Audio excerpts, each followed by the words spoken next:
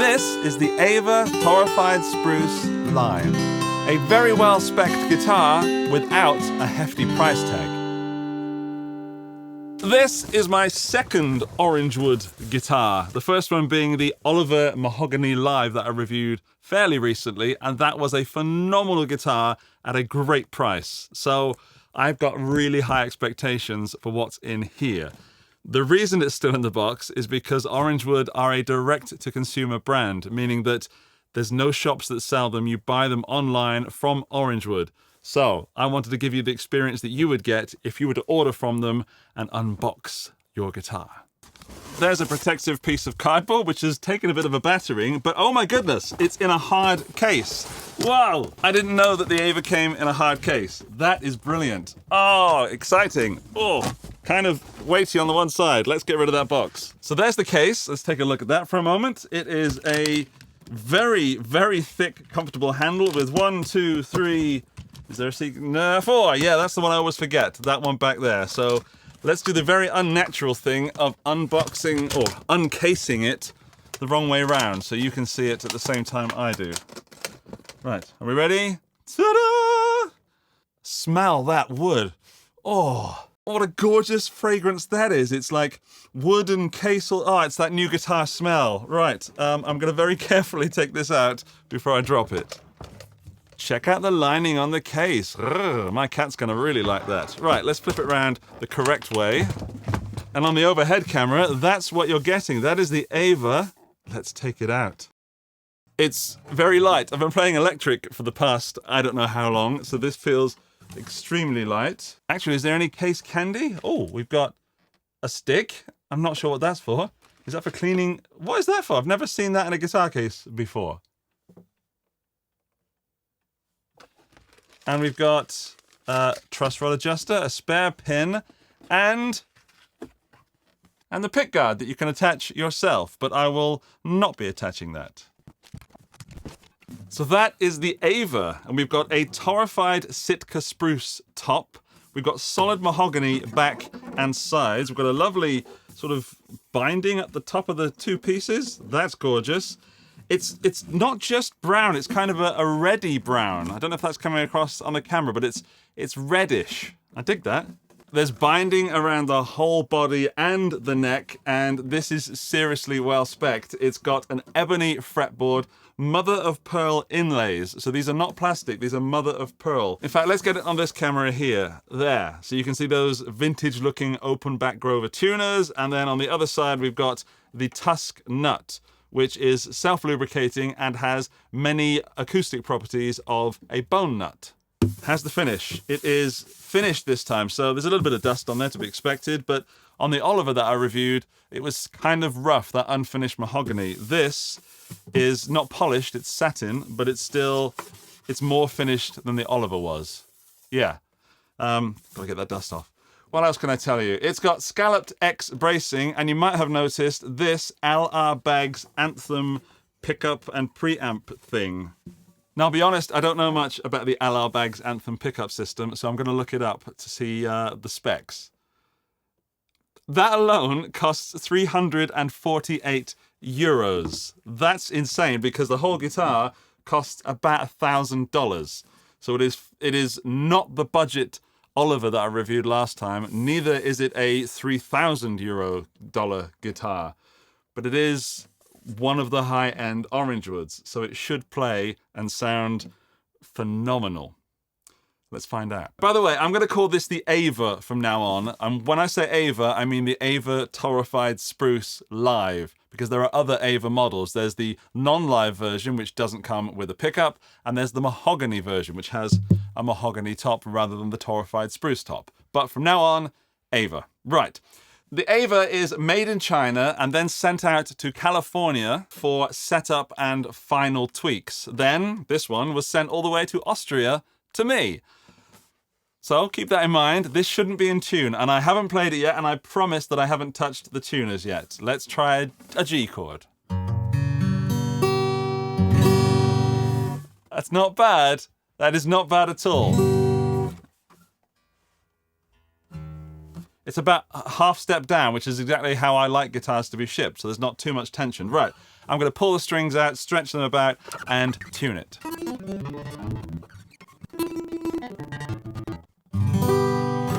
Right, that's better. Now, I'm going to leave it, go and grab a cup of tea, come back, tune it again, because I think it might need to settle just a bit. But for you, that's going to be instantaneous. Toodle pip.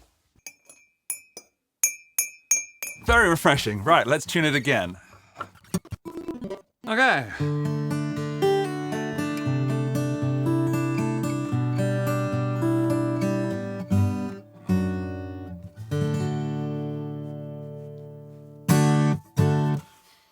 First impressions, very balanced, very comfortable to play. Bit ouchy on the fingers because I haven't played acoustic for a while. Nothing to do with the guitar. Not your fault, Ava.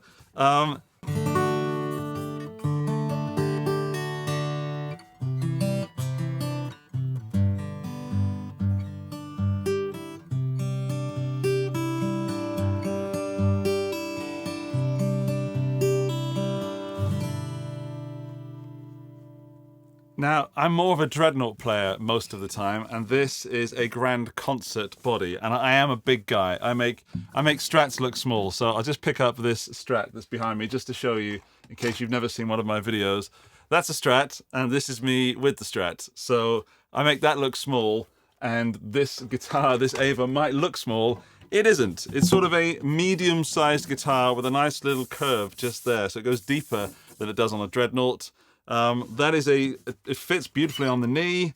It's nice and comfy on the sides. There's no sharp edges. I really, really want to plug it in and hear it with the pickup, but I also want to set up some mics so we can get some good sound samples rather than just the overhead vocal mic that you've heard so far. So let's do that. Before I give you the sound samples, I'll just tell you how I'm recording this. So I have two small pencil condensers in an XY configuration about 20 centimeters away from where the neck meets the body of the guitar. These are Lewitt LCT 040 matched pair. So it's a great little, two great little affordable mics that sound fantastic. I'm also plugged into the pickup system, as I said, into the LR Baggs Anthem. And this has not only a volume control, but also a blend, because there's a Piezo under this saddle and there's a microphone in there. And I've got it sort of halfway between the Piezo and the microphone, but slightly more towards the mic.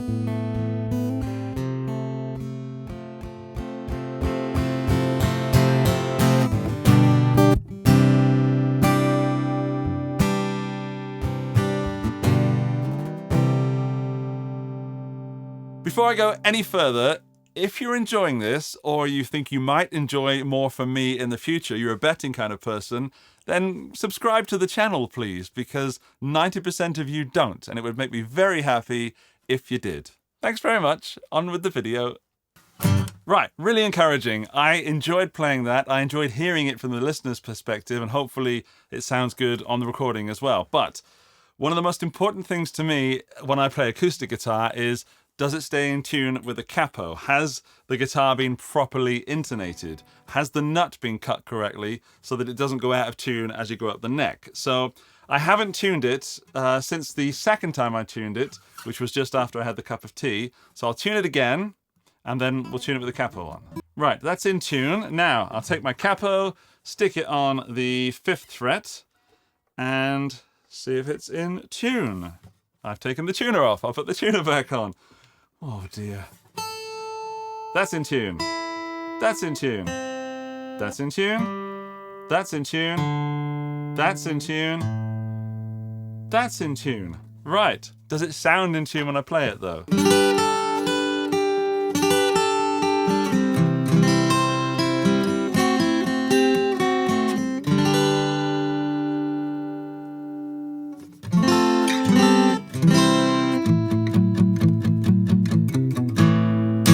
Yeah, it's still in tune, and that's a big deal for me because I busk, and when I busk, I want to put the capo on and then not have to retune, because busking's all about playing, and every time you stop playing, you stop earning. Well, you stop entertaining, and then you stop earning. So here's a little tip for you. If you're busking, don't stop. Don't stop for 5 minutes in between every song. Keep playing, and play. Play the same song if you have to for an hour. Yeah, right.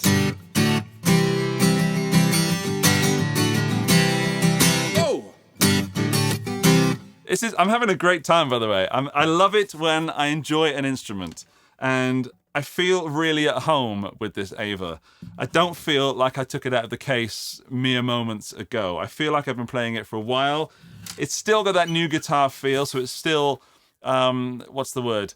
Fresh in the way that it's not sharp, but I haven't Andified it yet. But it feels comfy, it's warmed up to my body, and it feels part of me. And if you play acoustic or electric and you play for a long time, you might know what that means when it feels like an extension of your body. I feel like I've always had this guitar, which is a great sign. Something I have to point out, there's no nasty ringing up there.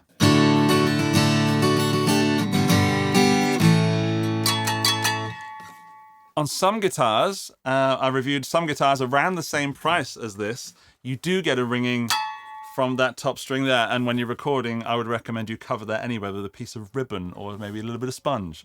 But there's none of that I can hear in the playing.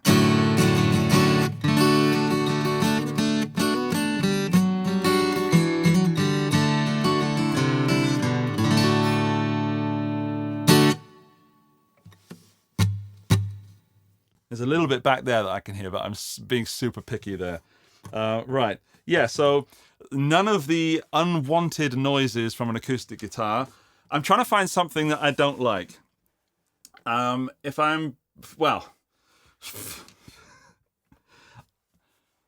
I'm sure I think of something. Right, let's do more with the pickup system, because as I said, there's a microphone in here and a piezo or a piezo.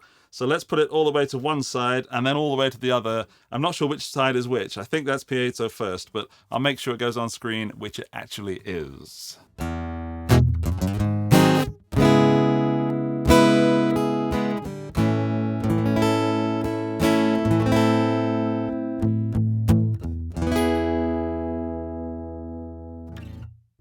Now the other side.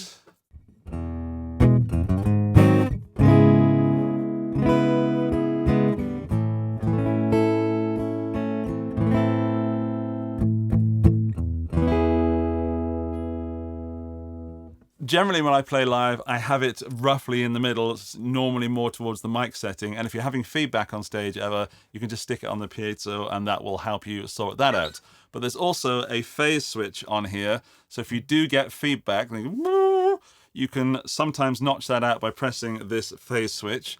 That will either help or it won't. But those are the benefits and drawbacks of playing acoustic on stage. Yeah.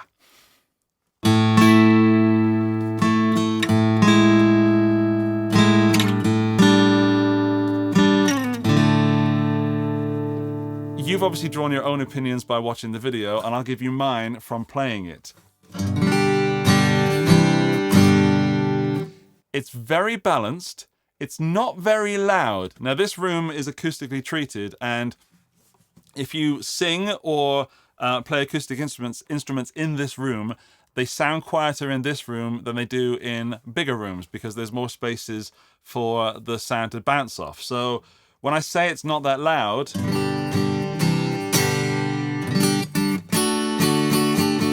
it's not because of the room. It actually isn't. It's not that loud, but that's not a negative thing. It's balanced across the strings. It's not super bassy, it's not super mid-focused, and it's not super trebly. This is punching way above $1,000.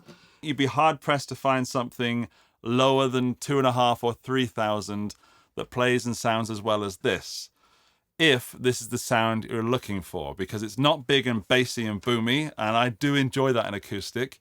In an acoustic, it's also not nasally and picky like the Oliver was, so you're not going to get that sort of parlory sort of sound. I think this is going to sound great in a mix. It really likes the G chord as well. Yeah, for some reason G sounds good on this. Let's agree that this is a fantastic guitar. There are links in the video description to the Orangewood site should you want more information and you might want to purchase one. Oh, I forgot that there is a little strap button just there. And it comes in a hard case. Right, brilliant. There is a subscribe button right there. There's also another video on the screen if you want to go and watch that. But I actually urge you to go and find out more information about this Ava torrified Spruce live. I dig it. I will be playing it a lot in future videos. Thanks for watching. I will see you in the next one. Bye-bye!